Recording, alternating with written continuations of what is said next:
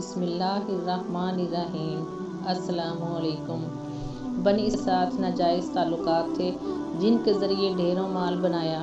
ایک دن انتہائی نیک نوجوان کا اس پر دل آ گیا۔ وہ اس سے ملنے آیا تو اسے دیکھتے ہی تھر تھر کانپنے لگا۔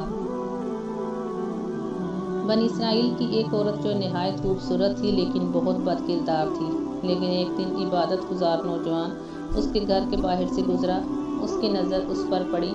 یہ خاتون اس نوجوان کے دل و دماغ پر چھا گئی۔ اس نے کچھ پیسے جمع کیے اور اس کے پاس پہنچ گیا۔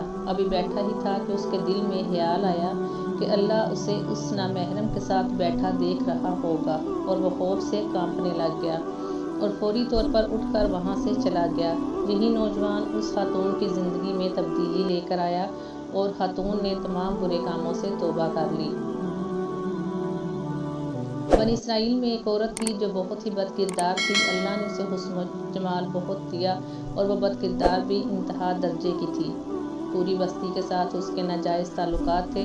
وہ اتنی مالدار ہو گئی کہ اپنے لیے ایک بہت بڑا محل بنوایا اور تخت بھی بنوایا جس پر وہ روزانہ بن سنور کر بیٹھتی تھی، اور اس کے ساتھ غلط تعلق رکھنے والے پورے شہر کے امراء آتے تھے۔ اس عورت کی زندگی ایسی ہی گزری تھی کہ ایک مرتبہ کیا ہوا، وہ اپنے گھر کا دروازہ کھول کر تخت پر بیٹھی تھی کہ قریب کسی اور بستی کا نوجوان جو کہ بہت ہی نیک اور عبادت گزار تھا، وہ ادھر سے گزرا، اور گزرتے ہوئے جو اچانک اس کی نظر اٹھی اور اس عورت پر جا پڑی۔ اس عورت کی ایسی تصویر اس کے دل میں چھپی کہ وہ آگے تو چلا گیا مگر اس کا دھیان ادھر ہی بھٹک گیا۔ وہ پھر جہاں بھی بیٹھتا، مراقبے میں، تسبیحات میں، ذکر میں، تلاوت میں، جب بھی بیٹھتا اس کا دل ہی نہیں لگتا تھا۔ اس نوجوان نے روزے بھی رکھے لیکن اس لڑکی کا خیال دل سے نہ نکال سکا۔ اس نے اپنے آپ کو بہت تکلیف پہنچائی، کئی دن اپنے آپ کو بھوکا پیاسا بھی رکھا مگر اس کے دل سے اس عورت کا خیال نہ نکل سکا۔ حتیٰ کہ ایک دن اس نے سوچا کہ جب اس خیال سے میری جان ہی نہیں چھوٹتی تو کیوں نہ میں اس کے پاس چلا جاؤں۔ چنانچہ اس نوجوان کے پاس تھوڑا بہت سامان تھا، اس نے اس کو بیچا اور اتنے پیسے تیار کیے جتنے سے وہ بد کردار عورت اپنے پاس آنے کی اجازت دیتی تھی۔ وہ اس عورت کے پاس آیا اور اس کو پیسے دے کر اس کے ساتھ تخت پر بیٹھ گیا، بات چیت کرنے لگا۔ اچانک بات چیت کرنے کے دوران اس کے دل میں یہ خیال آیا کہ میں نے نیکوکاری کے اتنے سال گزارے ہیں، آج میرے اللہ مجھے اس غیر محرم عورت کے ساتھ بیٹھے ہوئے بھی دیکھ رہے ہیں۔ بس یہ خیال دل میں آیا تو اللہ کا ڈر دل پر غالب آ گیا اور نوجوان نے کانپنا شروع کر دیا۔ عورت نے اس سے پوچھا، کیوں کانپ رہے ہو، تمہارا چہرہ کیوں پیلا ہو گیا ہے؟ تو اس نوجوان نے کہا، میری طبیعت ٹھیک نہیں ہے۔ تو اس عورت نے کہا، تم جس مقصد کے لیے آئے ہو وہ مقصد پورا کرو اور جاؤ یہاں سے۔ اس نوجوان نے کہا، نہیں۔ وہ عورت بہت حیران ہوئی کہ آج تک میں نے اپنی زندگی میں ایسا مرد نہیں دیکھا جو میرے قریب اس طرح تخت پر آ کر بیٹھے اور پھر برائی کیے بغیر ہی چلا جائے۔ تم کیسے نوجوان ہو؟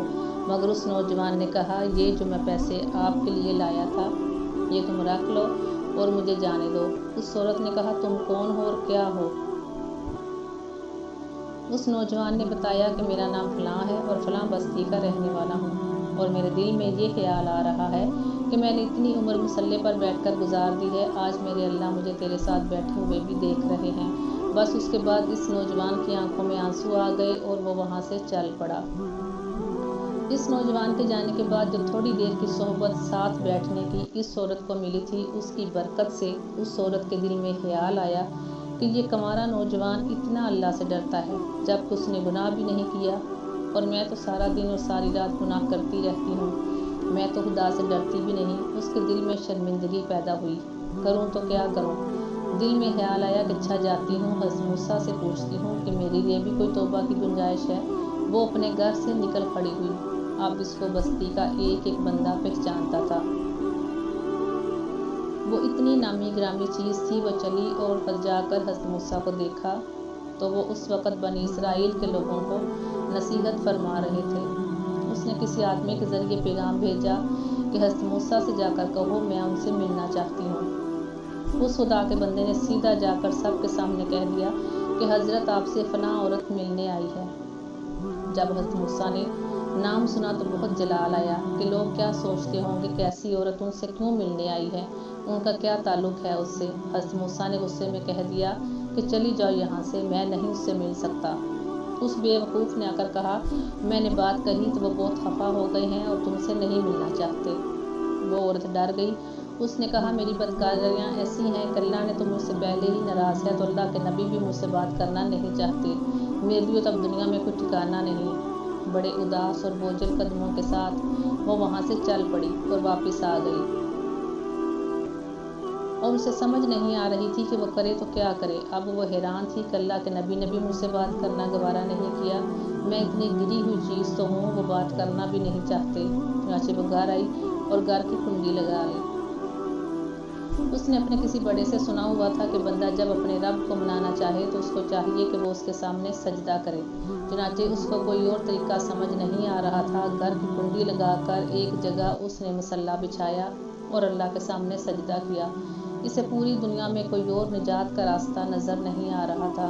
फिर अल्लाह की शान देखिए, उसने सारी रात इबादत में गुजारी। अगले दिन उसके दिल में ख्याल आया कि मैं औरत ज़ात हूँ, अकेली इस मकान में नहीं रह सकती। एक मेरी हादमा है, तो मैं अगर नियत भी कर लूँ तो जितने लोगों ने मेरे साथ बदकारियाँ की हैं वो मुझे यहाँ नहीं रहने देंगे। तो बेहतर ये है कि मैं उस जगह को छोड़कर चली जाऊँ। उस औरत ने फैसला कर लिया कि मैं यहाँ से चली जाती हूँ। उसने अपने आप को एक सादा कपड़े में लपेटा ताकि कोई कपड़ों और हुस्न जमाल को ना देख सके कि ये कौन जा रही है। फिर उसने सोचा, औरत ज़ात हूँ, कहाँ जाऊँगी। दिल में ख्याल आया कि वो जो नौजवान आया था जिसके दिल में अल्लाह पाक का इतना खौफ था कि वो अल्लाह के डर से कांप रहा था, क्यों ना मैं उस नेक बंदे के पास चली जाऊँ, उसकी हादमा बनकर रह जाऊँ। मुमकिन है वो मुझे निकाह में ही कबूल कर ले। और उस बस्ती की तरफ चल पड़ी। चुनाचे ढूंढती हुई उस बस्ती में उसके घर पहुंची और घर वालों से कहा कि मैं फ़लाँ बंदे से मिलने के लिए आई हूँ। तो उसके घर वालों ने कहा कि उसके ज़िक्र और इबादत का मामूल है, वो कमरे से इतने बजे निकलता है, तुम ऐसा करो, इंतज़ार कर लो। चुनाचे उसने कहा, मैं इंतज़ार कर लेती हूँ। वो इंतज़ार में बैठ गई। जब इंतज़ार करने बैठी हुई थी तो अचानक उस नौजवान ने दरवाज़ा खोला। उसकी नज़र इस औरत पर पड़ी, ये सामने बैठी हुई थी। जब नौजवान ने औरत का चेहरा देखा तो उस नौजवान को अपना वो वक्त याद आ गया जब मैं अपने मुसल्ले को छोड़कर इसके तख्त पर जा बैठा था। उस नौजवान के दिल पर खौफ तारी हो गया कि कहीं ये मेरा ईमान ख़राब करने तो नहीं आ गई। मैंने तो इतनी मुश्किल से उसका तसव्वुर ज़हन से निकाला था। फिर नौजवान पर इतना खौफ तारी हुआ कि वो वहीं पर गिर पड़ा और उसकी जान ही चली गई। अब उसकी वफ़ात पर घर वाले भी रंजीदा और उस औरत को भी बहुत गम था। खैर 3 दिन के बाद उस औरत ने उसके घर वालों को बताया कि मैं तो इस नीयत से आई थी। उन्होंने कहा, अब वो तो उस दुनिया से चला गया, उसका एक भाई है, अगर वो तुम्हारे साथ निकाह कर ले तो तुम उसके साथ निकाह कर लोगी। उस औरत ने कहा, ठीक है। जब उसके भाई से पता किया उसने कहा, ठीक है, अगर पहले ही ऐसी औरत रही है और अब तौबा की नीयत कर चुकी है तो मैं उसको अपने निकाह में कबूल कर लूँगा। चुनाचे उस औरत को उसके भाई के साथ निकाह हो गया और उस औरत को अल्लाह पाक ने 7 बेटे अता फरमाए और 7 बेटे बनी इसराइल के औलिया में से गुजरे हैं। ऐसी बदकिरदार और